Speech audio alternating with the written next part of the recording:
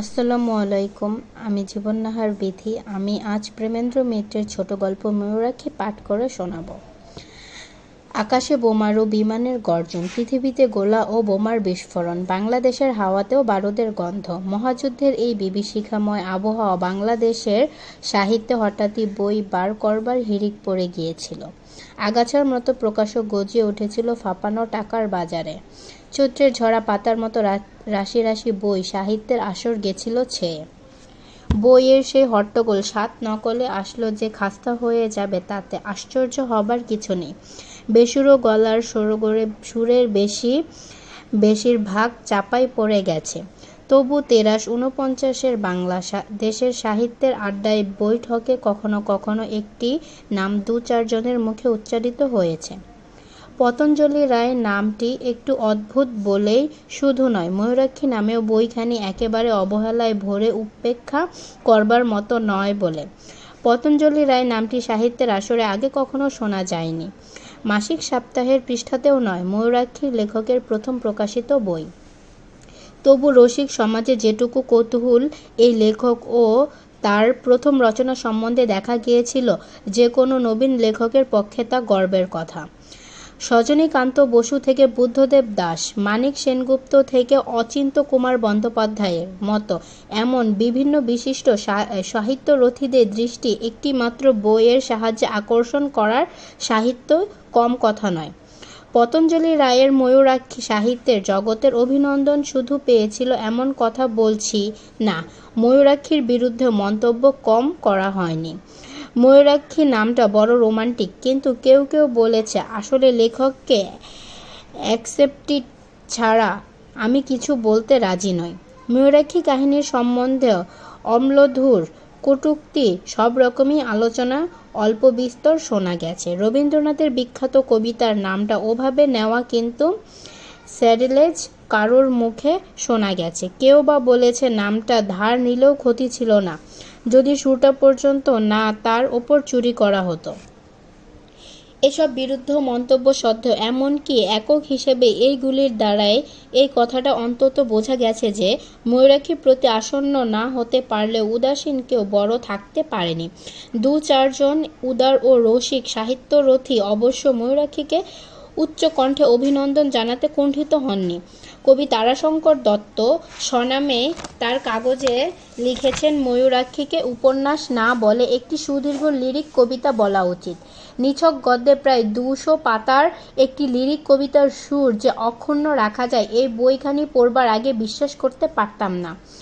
বালির বিছানায় শোয়ানো এক স্বচ্ছ ক্ষীণধারা নদী, তারই পারে একটি থোপা থোপা ফুলে ঢাকা প্রাচীন শিরীষ গাছ, আর একটি টালিতে ছাওয়া ভাঙা কুটির নিয়ে এমন এইটুকু মন্তব্য না করে যে পারি না। এই কি আমাদের স্বপ্ন দেখবার সময়? লেখকের পরিচয় আমাদের জানা নেই, কিন্তু আমাদের ভাবতে ইচ্ছে করে যে এই যুগের মানুষ তিনি নন। কোন আশ্চর্য ভবিষ্যতের এক শক্তিমান সাহিত্যিকের রচনা পাণ্ডুলিপি কেমন করে দেশকালের অলৌকিক সংস্থান বিপর্যয়ের সময়ে স্রোত ডিঙিয়ে বুঝি আমাদের হাতে এসে পড়েছে। সে এমন এক ভবিষ্যৎ যেখানে আকাশ বোমারু বিমানের গর্জন নেই, বাতাসে নেই বারুদের কটু গন্ধ, মানুষের লোভ পৃথিবীকে হিংসার কাঁটাবেড়ায় ভাগ করে রাখেনি। নইলে সেকালের রোমের মতো বর্তমান দেশ যখন পুড়ে ছারখার হয়ে যাচ্ছে, তখন কাউকে যত মধুর হোক সঙ্গীত আলাপ করতে শুনলে মন পুরোপুরি প্রসন্ন হতে বুঝি কিছুতেই পারে না। ময়ূরাক্ষী হয়তো অপরূপ স্বপ্নের দেশের নদী, পতঞ্জলি রায় হয়তো ছদ্মনাম। এই ছদ্মনামের পেছনে যদি কেউ আত্মগোপন করে থাকেন, তাতে আমাদের ক্ষুণ্ণ হবার কিছু নেই। কিন্তু এরকম শক্তিশালী লেখকের বর্তমান বাস্তবতা থেকে ময়ূরাক্ষী তীরে আত্মসমর্পণ আমাদের একটু ব্যথিত না করে পারে না। ময়ূরাক্ষী ও পতঞ্জলি রায় সম্বন্ধে সাহিত্যিক মহলের এই কৌতূহল যাদের মধ্যে কিছুটা সংক্রামিত হয়েছিল, আমিও ছিলাম তাদের একজন। ঘটনাচক্রে পতঞ্জলি রায়ের সত্যকার পরিচয় পাবার সুযোগ আমারই প্রথম ঘটে।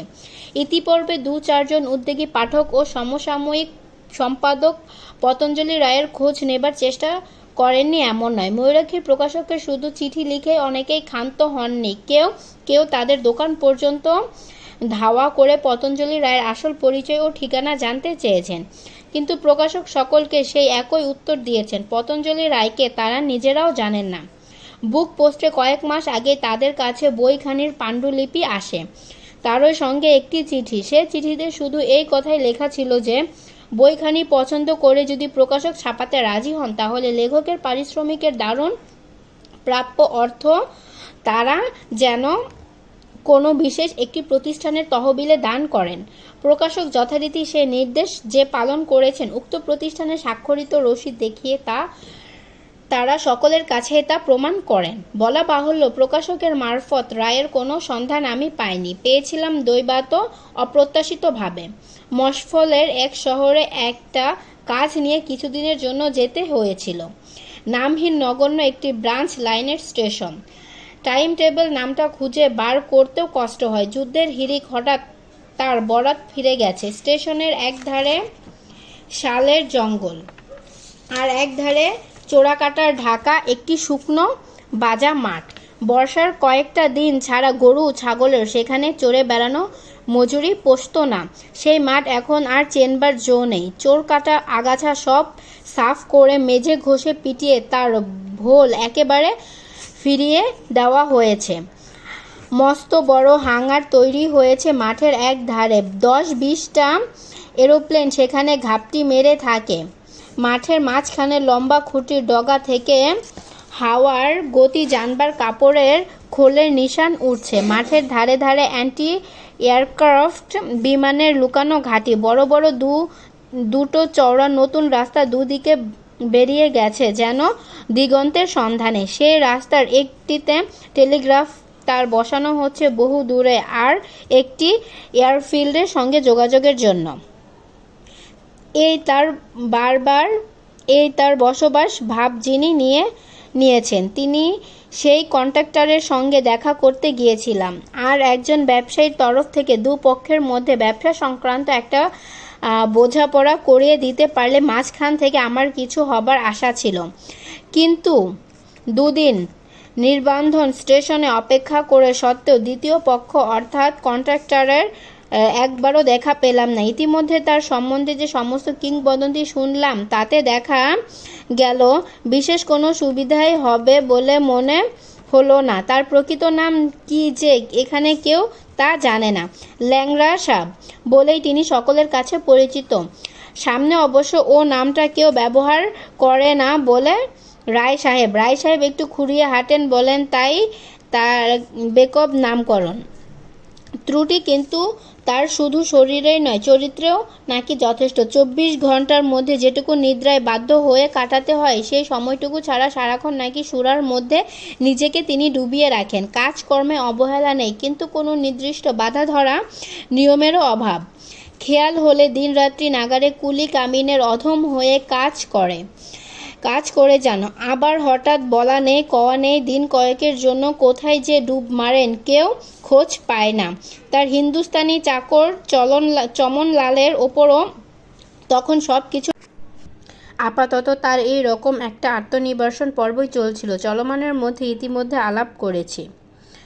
ক্রেতায় যদি শ্রী হনুমান প্রভুভক্তির আদর্শ হন, তাহলে এই যুগে চলমান তার তুলনায় কমস্বর কম বা বেশি বলা কঠিন। মনিবের গতিবিধি সম্বন্ধে আলাপ করতে সে একান্ত নারাজ। জরুরি কাজে তিনি বাইরে গেছেন, এর বেশি কোনো সংবাদ তার কাছে আদায় করা গেল না। 2-1 মিনিটের মধ্যে কাজ শেষ হয়ে গেলে হয়তো তিনি ফিরতে পারেন, শুধু এইটুকুই ভরসা সে দিল। 2 দিন এই পণ্ডব বর্জিত দেশে বৃথা অপেক্ষা করে তৃতীয় দিন বিরক্ত হয়ে ঠিক করলাম যে পরের দিন সকালের ট্রেনে এখান থেকে বিদায় নেব।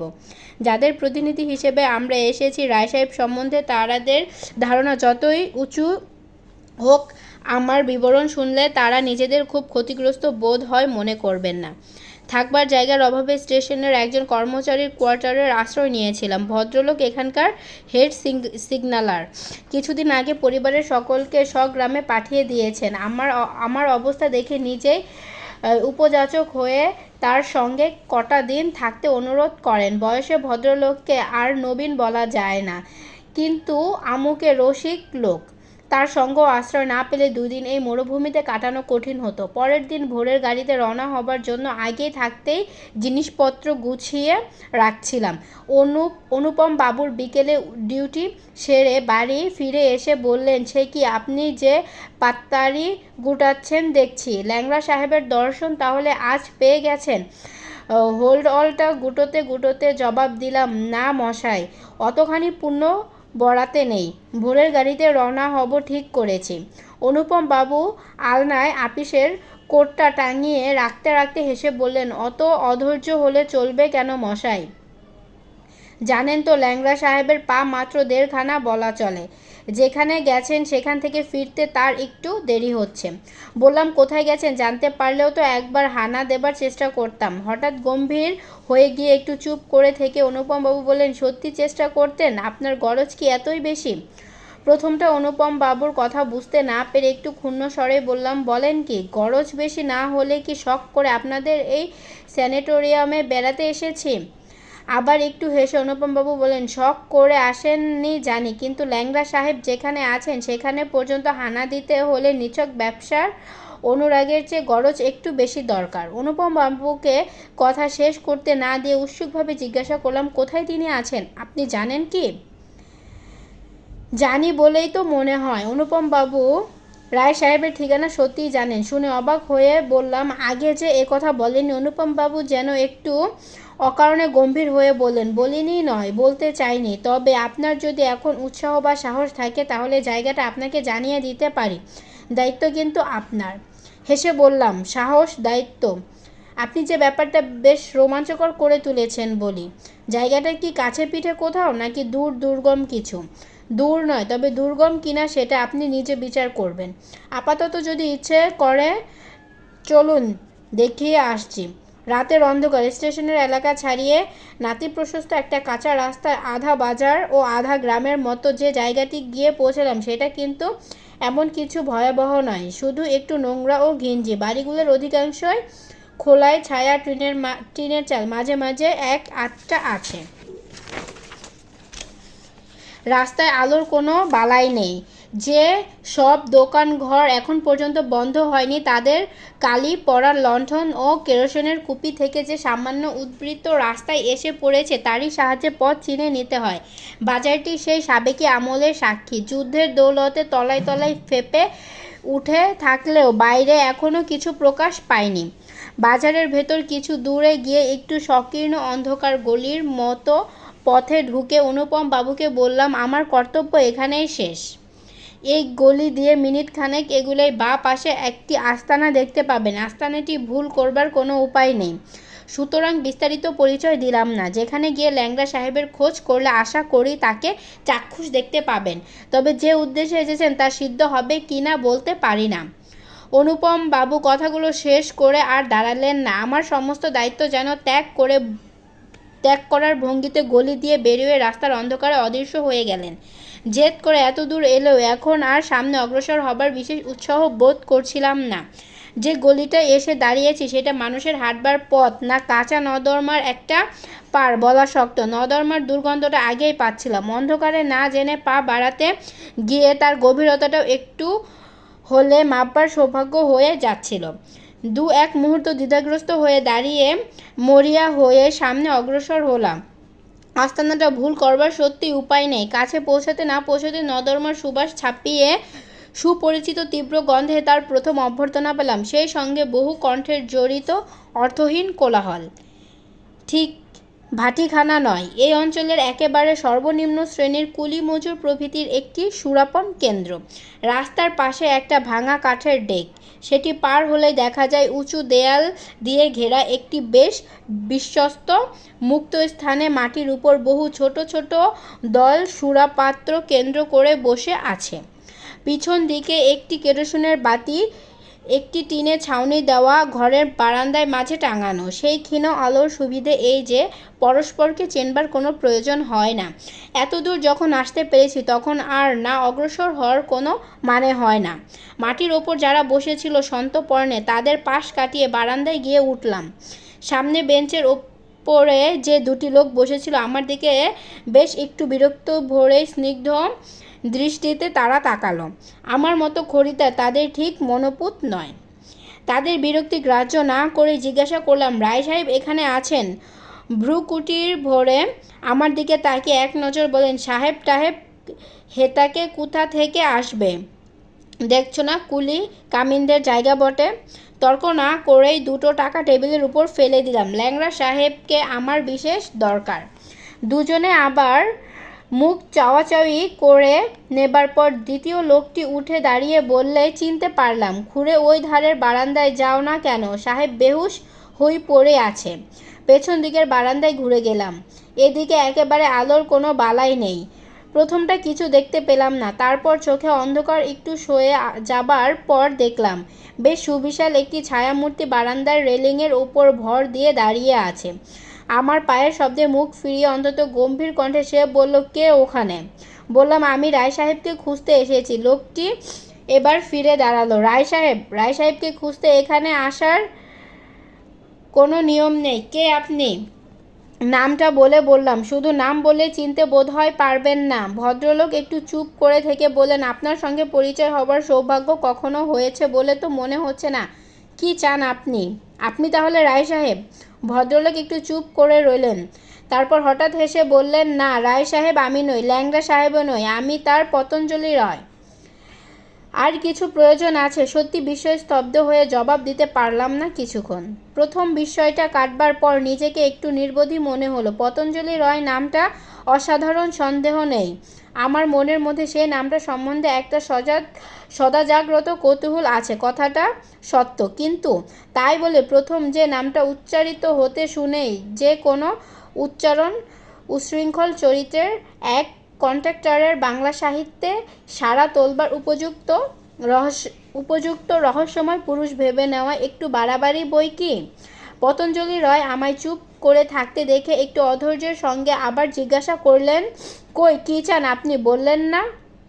গলার স্বরে সামান্য একটু জড়তা আছে সত্য, কিন্তু কয়েকদিন ব্যাপী পাণ্যসবের লক্ষণ তাকে বলা চলে না। বললাম, আমার রায় সাহেবের সঙ্গে দরকার ছিল। সে দরকার নিয়ে তো এখানে আসবার কথা নয়। রায় সাহেবের সঙ্গে ব্যবসা সংক্রান্ত আলাপ করবার আলাদা আস্তানা আছে। পতঞ্জলি রায়ের কণ্ঠ একবারে রেশ রুক্ষ। সে আস্তানায় 3 দিন অপেক্ষা করে তার দেখা না পেলে অবাধ্য হয়ে এখানে হানা দিতে হয়। কথাটা খোঁচা দেবার জন্যই বলেছিলাম। কিন্তু পতঞ্জলি রায় এবার আর উষ্ণ হয়ে উঠলেন না। খানিক চুপ করে থেকে বললেন, আপনার কি দরকার খুব জরুরি? তা না হলে 3 দিন ধর্না দিয়ে শেষ পর্যন্ত এখানে পর্যন্ত ধাওয়া করি। পতঞ্জলি রায় এবার একটু হেসে উঠলেন। তারপর আমার হাতটা হঠাৎ ধরে ফেলে বারান্দার অপর কোণে একটি চেয়ারে বসিয়ে দিয়ে নিজেও আরেকটিতে বসলেন। চোখ অভ্যস্ত হয়ে যাওয়ায় দরুণ অন্ধকারটা এখানে অনেক ফিকে মনে হচ্ছিল। দেখলাম ছোট একটু নিচু টেবিলে তার পানীয় সাজানো। গ্লাসটি সেখান থেকে তুলে নিয়ে এক চুমুকে সেটি নিঃশেষ করে তিনি বললেন, জায়গাটা আপনার কাছে অত্যন্ত ঘৃণ্য মনে হচ্ছে, তাই না? প্রায় নবকুণ্ঠের সামিল। উত্তর দেওয়া নিষ্প্রয়োজন বলে চুপ করে রইলাম। পতঞ্জলি আবার বললেন, টিনের ছাউনি না হয়ে জায়গাটা যদি বিলাতি বার হতো, কেরোসিনের ভাঙা লণ্ঠনের বদলে এখানে বিজলি বাতির ঝাড় ঝুলত, আর নোংরা হতভাগা মজুরের বদলে যদি সুরেশ ভদ্র বড় লোকদের অপদার্থ ছেলেরা এখানে ভিড় করে থাকতো, তাহলে বোধ হয় আমার সম্বন্ধে আপনার ধারণা এত নিচু হতো না। কেমন, তাই না? একটু হেসে বললাম, দেখুন, আমার ধারণা এই বিষয়ে যাই হোক, তাতে আপনার কি আসে যায়? রায় সাহেব হয়তো আসে যায় না, কিন্তু পতঞ্জলি রায়ের অনেক কিছু আসে যায়। পতঞ্জলি হাতের গ্লাসটা সজোরে টেবিলে নামিয়ে রেখে বললেন, রায় সাহেবের সীমানা ছাড়িয়ে পতঞ্জলি রায়ের এলাকায় যখন অনধিকার প্রবেশ করেছেন, তখন কিছু দণ্ড দিয়েই যেতে হবে। শুধু বাজার দর সেরেই নয়, মানুষদের দরদস্তুর না করে ছাড়া পাবে না। পতঞ্জলি রায় শূন্য পাত্রে আরও খানিকটা পানীয় ঢেলে বললেন, দেখুন, এদের কিছু নেই, তাই এরা নেশা করে। জীবনের শূন্যতাকে রঙিন করবার আশায় তারা ওর নেশা করে অতি প্রাচুর্যের বিষণ্ণতা কাটাবার দুর্দশায়। সর্বনাশের পথের সঙ্গী যদি দরকার হয়, তাহলে এরাই সবচেয়ে যোগ্য। এদের মধ্যে অন্তত জীবন নিয়ে ছিনিমিনি খেলার মিথ্যা ভণ্ডামি নেই। এতক্ষণে মনে হচ্ছিল পতঞ্জলি রায়ের আসল পরিচয় সম্বন্ধে খুব ভুল বোধহয় করিনি, শুধু তার কথার ধারা প্রবাহিত রাখবার জন্যই বললাম। আমার সুযোগ দিয়েছেন বলেই বলছি। সর্বনাশের পথ কি সাধ করে বেছে নেবার জিনিস? পতঞ্জলি একটু হাসলেন। তারা ভরা আকাশের পশ্চাৎপটে তার মুখের ছায়াময় দিকটি এবার বেশ বোঝা যাচ্ছে। বিশাল বলিষ্ঠ চেহারার আভাস আগেই পেয়েছিলাম, মুখের গঠনেও সেটা স্থাপত্য সুলভ জোরালো রেখার পরিচয়। পতঞ্জলি রায় হাসি থামিয়ে বললেন, সর্বনাশের পথ সাধ করে বেছে নেবার জিনিস যাই বা কেন, সবচেয়ে দামি যা কিছু তা পাবার আর জীবনের সব কিছু হারাবার তো একই রাস্তা। নিরাপদে জীবনের লোহার সিন্দুক আগলে যারা থাকে তারা হারায় না কিছু, যেমন তেমনি পায়ও না কিছু। হঠাৎ উঠে দাঁড়িয়ে পতঞ্জলি রায় একেবারে অন্য সুরে বললেন, ব্যবসার আলাপ করবার আশায় এসে আমার এসব প্রলোভ শুনে আপনি হয়তো মনে মনে হাসছেন, ভাবছেন আচ্ছা বেহদ্দ মতলবের পাল্লায় পড়ে গেছে, তাই না? ভাবুন, কিছু আসে যায় না। আপনাকে আমি চিনি না, মুখটা ভালো করে দেখিনি, আপনি আমার কাছে একটা সত্তাহীন ছায়া মাত্র। তবু এসব বলছি কেন জানেন? নিজের কাছে নিজে যা বলা যায় না তা বলবার জন্য মাঝে মাঝে এরকম ছায়াও দরকার হয়। ছায়া না পেলে ছেঁড়া কাগজে লিখে হাওয়ায় উড়িয়ে দিতে হয়। একটু চুপ করে থেকে জিজ্ঞাসা করলাম, পতঞ্জলি রায় তেমনভাবে ছেঁড়া কাগজের লেখা কখনো হাওয়ায় উড়িয়ে দিয়েছেন কি? অন্ধকারে পতঞ্জলিরা একটু চমকে উঠলেন। না, নিরাকার ছায়ার পক্ষে আমার স্পর্ধা যেন একটু বেশি। আপনাকে বাস্তবতায় নামানো প্রয়োজন। আমাকে একটু বিস্মিত করে পতঞ্জলি বারান্দাটায় ঘুরে হঠাৎ চলে গেলেন। তার একটু খুঁড়িয়ে হাঁটবার ভঙ্গিটা অন্ধকারে আমার দৃষ্টি এড়ালো না। কয়েক সেকেন্ডের বাদে ওদিকের লণ্ঠনটা নিয়ে এসে তিনি টেবিলের মাঝখানে বসিয়ে দিলেন। কালি পড়া লণ্ঠনের সেই অনুজ্জ্বল আলোতেই দুজনের মুখের দিকে তখন আমরা সব বিস্ময়ে চেয়ে আছি। দুজনেই বোধ হয় একসঙ্গে বললাম, আপনি? হ্যাঁ, পতঞ্জলি রায়কে আমি চিনি। আমি নিজেও তার কাছে সম্পূর্ণ অপরিচিত বোধ হয়নি। পরিচয় ইতিপূর্বে যখন হয়েছিল তখন অবশ্য পটভূমিকা ছিল আলাদা, সেই সঙ্গে দুজনের ভূমিকাও। আমি সেদিন দর্শন প্রার্থী হয়ে যেতে চাইনি। পতঞ্জলি রায় এসেছিলেন আমার কাছে নিজের গরজে। নামটা সেদিন হয়তো তার পতঞ্জলি রায় ছিল না, কিন্তু সেটা বড় কথা নয়। বড় কথা হলো যে সেদিনও তার মাঝে ময়ূরাক্ষীর রচয়িতার কোনো আভাস না পেলেও কৌতূহলী হয়ে উঠবার যথেষ্ট খোরাক পেয়েছিলাম। জীবিকার তাগিদে ছোটনাগরপুরের এক অভ্রের কারখানায় তখন ম্যানেজারি করি। ম্যানেজারি মানে কুলি কামিনের সর্দারি। যুদ্ধের কয়েক বছর আগেকার কথা। বাজার মন্দা, বড় বড় সদাগরের ব্যবসা গুটিয়ে এনেছে। চুনোপুটির দল অনেক আগেই সাগর পাড়ে সরেস মালের খোঁজ নেয় না কেউ। আমাদের কোম্পানি ডাক সাইটে অভ্রের কারবারি। শুধু মানের দায়ে তারা একটা কারখানার বাতি কোনো রকমে টিম করে জ্বালিয়ে রাখবার ব্যবস্থা করেছেন। সেখানে এই অঞ্চলের 20টা কারখানায় তাদের দু তিন হাজার কুলির কামাইন কাজ করত। সেখানে একটা ছোট টিনের ছাউনিতে তলার জন 50 সদাগরের খেলো ফাঁকনি ফাড়ে। এই ম্যানেজারি করবার সময় একদিন কোম্পানির হেড অফিস থেকে একটা চিঠি পেলাম এই মর্মে যে ডোমনি নদীর ওপারে কোম্পানির যে বিরাট কারখানা বাড়ি এখন তালাবদ্ধ হয়ে পড়ে আছে, সেটা যেন ঝাড় পৌঁছে করে সাজিয়ে গুছিয়ে রাখা হয়। কলকাতা থেকে কে একজন সে বাড়ি ভাড়া নিতে আসছেন নতুন কারখানা বসাবেন বলে। এই মন্দ বাজারে হঠাৎ এত বড় কারখানা নতুন করে শুরু করবার নির্বুদ্ধিতা যার মাথায় আসে তার বিষয়ে কৌতূহলী হয়ে ওঠা স্বাভাবিক। বিশেষ করে নদীর ওপারে এত জায়গা থাকতে এপারে এই বেআরা বাড়ি ভাড়া করাটায় আর যে হোক ব্যবসায়ীর বুদ্ধি পরিচয় পাওয়া যায় না। শুধু ব্যবসার বুদ্ধির তাগিদে ভদ্রলোক যে কারখানা খুলতে আসেননি তার প্রমাণ পেতে খুব দেরি হলো না। হেড অফিসের নির্দেশ মতো ভদ্রলোকের জন্য যথাসাধ্য ব্যবস্থা আমি তখন করেছি, কিন্তু এমন কি একটু অতিরিক্ত আগ্রহ দেখিয়ে তার জন্য নদীর ওপারে একটা বাসাও ঠিক করে রেখেছি। ভদ্রলোক কারখানা বাড়ির চেহারা দেখে খুশি হলেন মনে হলো, কিন্তু বাসাবাড়ির কথা শুনে ভ্রু কুঁচকে বললেন, ও রকম কোনো কথা কি হয়েছিল? বেশ একটু ক্ষুণ্ণ হয়ে বললাম, কথা হয়নি বটে, তবে আপনার থাকবার একটা জায়গা তো দরকার। অবশ্য আপনি যদি আলাদা কোনো ব্যবস্থা আগেই করে থাকেন। আমাকে বাধা দিয়ে তিনি বললেন, আলাদা ব্যবস্থা করবার দরকার তো নেই কিছু, এই কারখানা বাড়িতেই থাকবো। নদীর এপারে এ কারখানা বাড়িতে? কারখানা মালিকের পক্ষে এরকম জায়গায় বাস করা যে শুধু অসুবিধাজনক নয়, মান সম্মানের দিক থেকেও হানিকর। আমার কথার সুরে সেটুকু বোধ হয় উজ্জ্বল রইল না। ভদ্রলোক তাই একটু হেসে বললেন, আপনাদের ওপারের ঘিঞ্জি শহরের চেয়ে এপারটা খুব অস্বাস্থ্যকর বলে তো মনে হয় না। তাছাড়া দিনে যেখানে কারখানা চালাতে পারি, রাতে সেখানে একটু বিশ্রাম করলে এমনকি মাথা কাটা যাবে। প্রতিবাদ করলাম না, কিন্তু ভদ্রলোকের ওপর অপ্রসন্ন মন নিয়ে ফিরে এলাম। একেবারে মাত্রা জ্ঞানহীন আনাড়ির হাতে কারখানা যে দুদিন বাদে শিঙে ফুঁকবে সে বিষয়ে বিন্দুমাত্র সন্দেহ নেই। কিন্তু আমাদের সমস্ত ধারণাকে ধূলিসাৎ করে ভদ্রলোকের কারখানা যেন দিন দিন শশীকলার মতোই বেড়ে উঠতে লাগলো। 1939 এর যুদ্ধের প্রচ্ছন্ন টান তখন থেকেই শুরু হয়েছে। হঠাৎ জোয়ারের সাড়া এসেছে অভ্রের বাজারে। দেখতে দেখতে আমার মনিব কোম্পানির পর্যন্ত চোখ টাটিয়ে উঠল। যে অজ্ঞ অনাড়িকে একটা লোকসানের কারখানা ফাঁকি দিয়ে গছিয়ে একদিন তারা খুব একটা দাও মেরেছেন বলে মনে করেছিলেন, আর সে অজ্ঞ আনাড়ি তাদের সবচেয়ে প্রতিদ্বন্দ্বী হয়ে দাঁড়াবে, তারা ভাবতে পারেননি। বাজারের চারার সঙ্গে সঙ্গে কারখানার উপর কুলি কামিনের চাহিদাও প্রতিদিন বাড়ছে, কিন্তু নদী পার হয়ে তারা আমাদের কাছে পৌঁছায় পর্যন্ত না। ডোমনির কারখানাতে আটকা পড়ে যায়। ওপরওয়ালাদের হুকুমে আর কতকটা নিজেদের গায়ের জ্বালায়, ভয়, লোভ, ঘুষ কোনোটাই বাদ দিলাম না। কিন্তু তবু এঁটে ওঠা গেল না ডোমনির কারখানার মালিকের সঙ্গে। তখন তার নাম ল্যাংড়া সাহেব নয়, ডোমনিরাজ। ডোমনিরাজ কি যেন ভেলকি জানে, কাহার কুর্মি সাঁওতালদের জাদু করে রেখেছে কোনো কৌশলে, উপরি মজুরি লোভ দেখিয়ে। যাদের অনেক কষ্টে ফুসলে ফাসলে ভাঙিয়ে আনি, দুদিন বাদে তারা আবার নিঃশব্দে নদীর পাড়ে পালিয়ে যায়।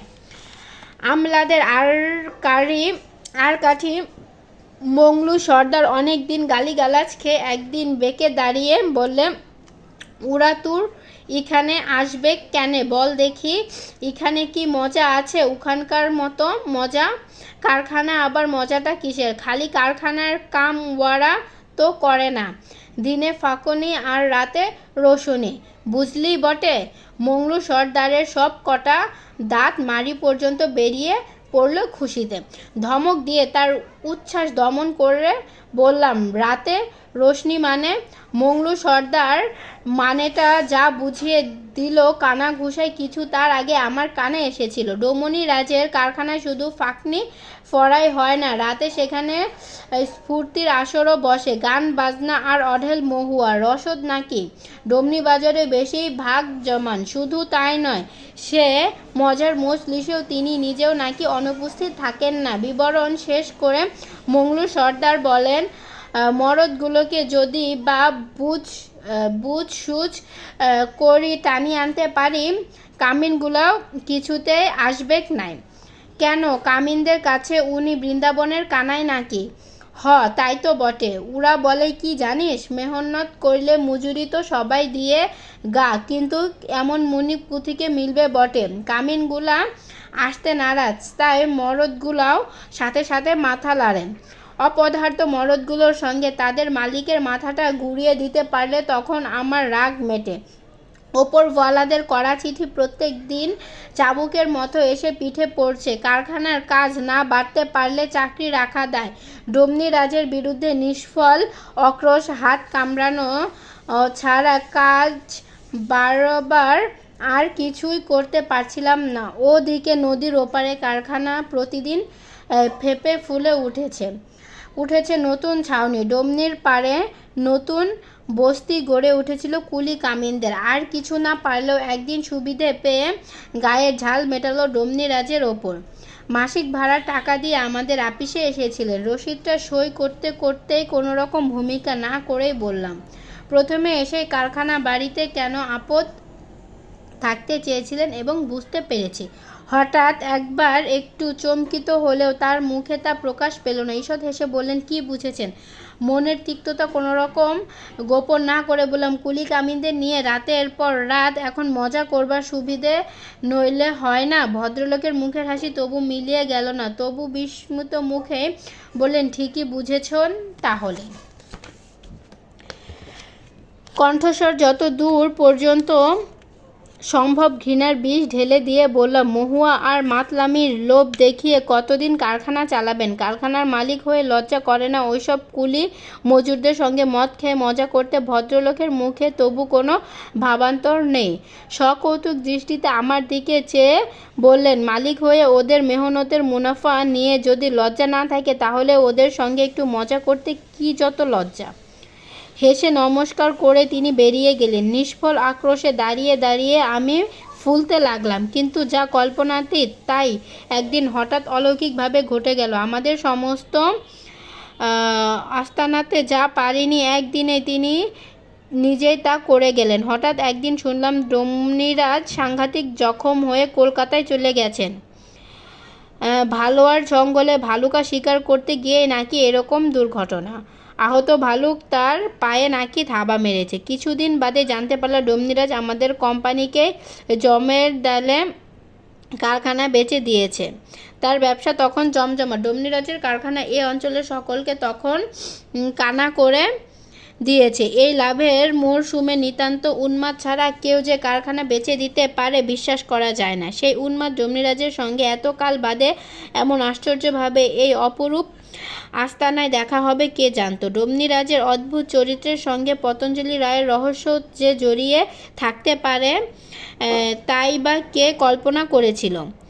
পরের দিন সকালে রায় সাহেবের ক্যাম্পে বসে সেই কথাই বলছিলাম। সুস্থ রায় সাহেব কাঠের মাঝে একটি বস্ত্রবাসে থেকে তার কাজকর্ম চালান। ক্যাম্পের আসবাবপত্র যা আছে তা থেকেই বোঝা যায় সেই সুখ স্বাচ্ছন্দ্য এবং বিলাসিতার প্রতি কিছুমাত্র আকর্ষণ তার নেই।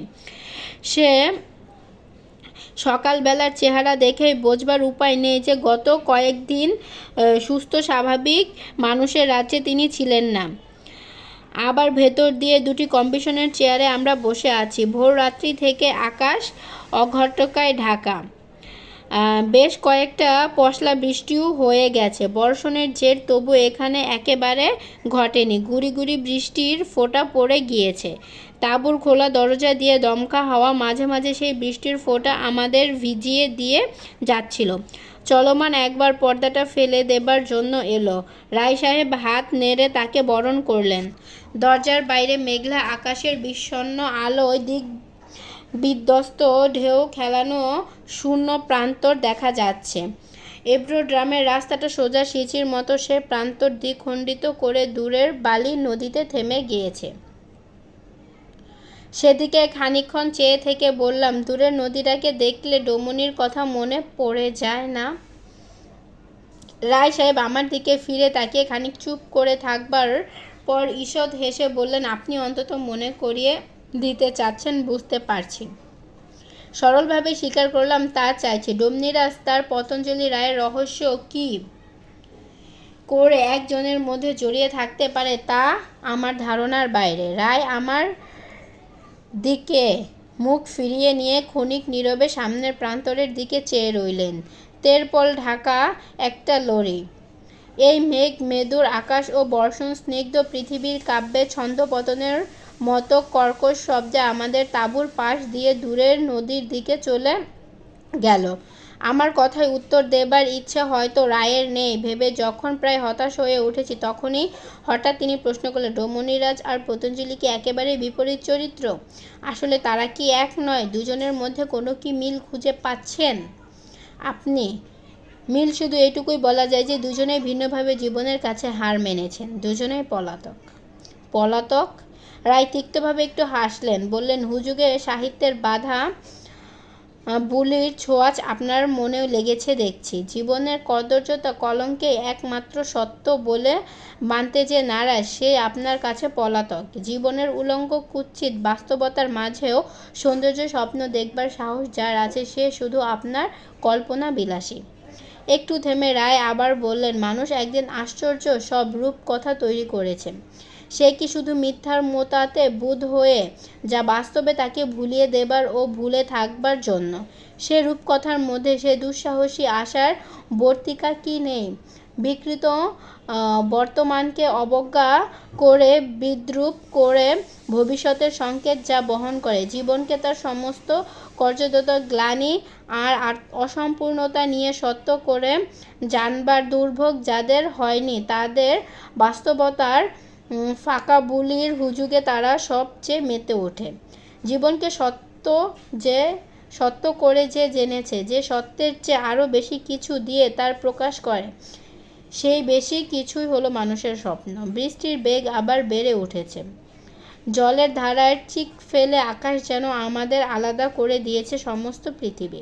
পতঞ্জলি তার সেই ছায়ার সঙ্গে কথা বলেছেন। বুঝে কোনো মন্তব্য না করে চুপ করে রইলাম। পতঞ্জলি বলতে লাগলেন, অবশ্য আমার নিজের সম্বন্ধে এসব কোনো কথাই খাটে না। আপনাদের ভাষায় আমি সত্যি পলাতক। স্বপ্ন নিয়ে থাকবার নিষ্ঠা ও সাহস নেই বলেই আমি কারখানা চালাই, কন্ট্রাক্টারি করি। উলঙ্গ নির্লজ্জ সত্য প্রকাশ করতে আমার মন সংকুচিত হয় বলে আমি অলীক স্বপ্নে সান্ত্বনা খুঁজি। একটু চুপ করে থেকে পতঞ্জলি জিজ্ঞাসা করলেন, আপনি ময়ূরাক্ষী পড়েছেন? মাথা নেড়ে জানালাম, পড়েছি। ময়ূরাক্ষীর আসল নাম কি জানেন? তার নাম ডমনি। চাঁদের আলোতে অভ্যর্থনা করবার জন্য স্বপ্নের বালুচর সে পেতে রাখে না। শহরের নালার জলে নোংরা হয়ে সরকারি সড়কের পোলে ধাক্কা খেয়ে জলের কলের পাম্পে অর্ধশোষিত হয়ে অতি ক্ষীণ ধারায় সে কোনো মতে দুই তীরের মাঝখানে ময়লা বালি একটু ভিজিয়ে রাখে। সেই ডমনির শুকনো পাথরে তীরের একটি কারখানা বাড়ির সত্যিকার কাহিনী লেখবার সততা নেই বলে আমি ময়ূরাক্ষী স্বপ্নলোকে আশ্রয় নিয়েছি। ডমনির কারখানা সম্বন্ধে অনেক কথা আপনি শুনেছেন, সব তার মিথ্যেও নয়। দিনে দিনে আমি যাদের নিয়ে কারখানা চালিয়েছি, রাত্রে তাদের নিয়ে হল্লা করতে আমার বাধেনি। এ খবর আপনার অজানা নয়। একদিন এই প্রশ্ন আপনি আমায় করেছিলেন, সে কথা আমি ভুলিনি। তবে যেদিন সে উত্তর আমি দিয়েছিলাম তা মিথ্যা না হলেও অসম্পূর্ণ। দিনে যাদের কাজে খাটিয়েছি, রাত্রে তাদের সঙ্গে আমি কেন ছাড়িনি জানেন? কি নিয়ে তারা বেঁচে থাকে তাই শুধু আবিষ্কার করবার জন্য, শুধু জানবার জন্য। ওই ডমনি নদীর মতো তাদের বিকৃত বিড়ম্বিত অভিশপ্ত জীবনের নোংরা বালিতে একদিন যে তারা মানুষ ছিল, সেই স্মৃতির কতটুকু সরলতা এখনো আছে কি না? কঠিন নিরস মাটির অনেক নিচের স্তরে অনেক সময় জলের ধারা গোপনে লুকিয়ে থাকে, মাটির আঘাত দিয়ে নিষ্ঠুরভাবে বিদ্ধ করে। কখনো কখনো তারা সন্ধান নিতে হয়। সেই নিষ্ঠুর আঘাত দিয়েও আমি দ্বিধা করিনি। কারখানার একটু ঘর আমার রাত্রের বিশ্রামের জায়গা ছিল, আপনি জানতেন। একদিন অনেক রাত্রে সকলকে বিদায় করে দেবার পর ঘরে ঢুকে চমকে উঠলাম একটা চাপা হাসির শব্দ শুনে। অবাক হয়ে আলো জ্বালালাম। অচেনা কেউ নয়, আমারই কুলি কামিনদের একজন। যথাসম্ভব কঠিন স্বরে বললাম, যা ঘর যা কইলি। নেশায় অর্ধমূর্তিত চোখে কৈল একটু হেসে জড়িত স্বরে বললেন, ওহি তো ঘর বা। কৈল অপ্রিয় দর্শন নয়, যৌবনের জাদু তার সমস্ত অঙ্গে লেগেছে। নিজেকে নিষ্কলঙ্ক চরিত্র বলতে পারি না, তবু সেদিন কৈলিকে জোর করে বাড়ি পাঠিয়ে দিলাম, কারণ এই মেয়েটি সম্বন্ধে দৈহিক কৌতূহলের চেয়ে বেশি কিছু আমার ছিল। আগলু কাহারের মেয়ে। ছেলেবেলায় যার সঙ্গে বিয়ে হয়েছিল সে কোনো বিদেশের শহরের চাকরি নিয়ে 10 বছর নিরুদ্দেশ। ইতিমধ্যে কোহলি যৌবনে পা দিয়েছে। আমারই কারখানায় গারোয়ানের পরমা তার 2 বছর ধরে আগলু কাহারের কাছে ধন্না দিচ্ছে। আগলুর আপত্তি নেই, নগদ 100টি টাকা পেলে সে আবার মেয়ের চুয়ান শাদি দিতে প্রস্তুত। পরমা সেই টাকাই সংগ্রহ করে প্রাণপণে, গারোয়ানি করে, যা পায় তারই ওপর সে কোনো উপায়ে উপরই রোজগার করবার জন্য সে ব্যাকুল। কারখানার আনাগোনার পথে মাঝে মাঝে 2-4 বাতিল মাল যে কার হাত সাফায় এর গুণে লোপাট হয়ে যায় তার আমার অজানা নয়। নালিশটা বেশিরভাগ সুখনের তরফ থেকেই আসে। সুখন পরমার প্রতিদ্বন্দ্বী, কিন্তু চেহারার সাহস শক্তি কোনো দিক দিয়েই কোনো ভরসা নেই। পরের দিন সকালে সুখনি প্রথম খবরটা নিয়ে এলো। কৈলির কাছে সব কিছু শুনে পরামর্শ নাকি খেপে গেছে। বলেছে খুন সে দেখবেই, খুনটা যে কারো তাই সে নাকি উজ্জ্ব রাখেনি। না কৈলি না সুখন, কারুর আচরণে আশ্চর্য হবার কিছু নেই। সুখনই তাই ইতি করে একটু হেসে বললাম, একবার তোকে বাজারে যেতে হবে সুখন। বাজার? সুখন অবাক হয়ে জিজ্ঞাসা করল, কাহকে? কটা টাকা বার করে দিয়ে বললাম, সব সে বড়িয়া শাড়ি মোলো কর কোহলি কো পাশ ले जाना, बोलना কেয়া ডোমনিরাজ নে ভেজা।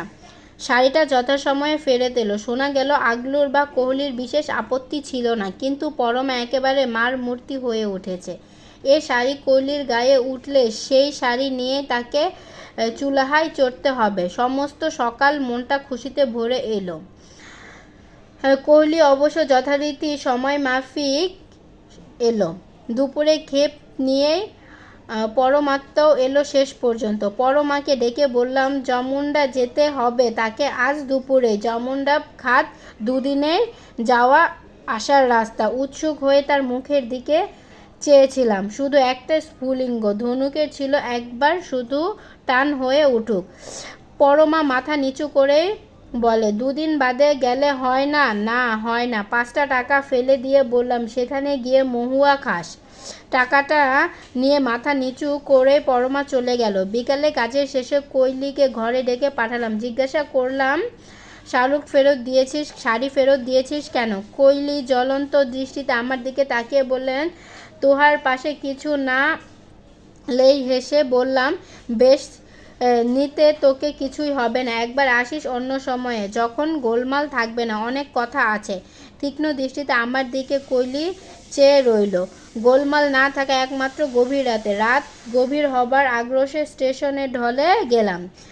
রাতটা কাটালাম সেখানে। সকালে ফিরে শুনলাম পরমা মাঝপথে থেকে নেশায় চুর হয়ে ফিরে এসেছে। কৈলি তাকে কি বলেছে কেউ জানে না, কিন্তু কাহার বস্তির কারুর নাকি আর জানতে বাকি নেই যে দুশ্মনের জান না নিয়ে সে ফিরবে না শপথ করেছে। সুখন সাবধান করার জন্য ব্যাকুল। বড় গোয়ার গুণে ওই পরমা খুন জখম করে একবার হাজতবাস পর্যন্ত করে এসেছে। আমি যেন আগে থাকতেই ব্যবস্থা করলাম। দুপুরে পরমাকে ডাকিয়ে বলিলাম, ভোলোয়ার জঙ্গলে শিকারে যাচ্ছি, তাকে সঙ্গে যেতে হবে। পরমার শিকারের সুনাম আছে। গাদা বন্দুক দিয়ে সে এর আগে 2-4টে চিতা ভালুক মেরেছে। পরমা আপত্তি করল না। ফাল্গুন মাস, মহুয়ার ফুলে বনের মাটি ছেয়ে থাকে। ভোরের অন্ধকারে ভালুকেরা আসে সেই মহুয়ার লোভে। পরমার হাতে গাদা বন্দুক, আমার হাতে দোলনা। অন্ধকারের বনের পথে শর্তপর্ণে যেতে যেতে বললাম, সাবধানে থাকিস পরমা, ভালুক ভাবে তোকেই না মেরে বসি। শিকারে এরকম ভুল হামেশা হয়। অন্ধকারেই পরমার তীব্র দৃষ্টি যেন অনুভব করলাম মুখের ওপর। বনের মধ্যে তখন ছড়াছড়ি হয়ে গেছে। হঠাৎ অদূরে একটা আবছা মূর্তি দেখে বন্দুক লক্ষ্য করে চিৎকার করে উঠলাম। পরমা বন্দুক বাগিয়ে ফিরে দাঁড়ালো, কিন্তু বন্দুক তার হাতে রইল না। হাত থেকে মাটিতে পড়ে গাদা বন্দুক ছুটে গিয়ে গুলিটা ছিটকে এসে লাগলো আমার পায়ে।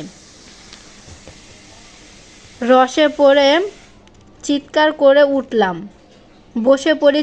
করে উঠলাম, কিন্তু পরমা আর সেখানে নেই। সে যে ভয়ে ছুটে পালালো, সেই থেকেই সে নিরুদ্দেশ। ডোমনির কারখানায় আর ফিরে যায়নি। জখম পা নিয়ে কলকাতায় গেলাম চিকিৎসা করতে। ঘা সেরেছে, কিন্তু ময়ূরাক্ষীর স্বপ্নের মতো একটা ব্যথা এখনো যায়নি।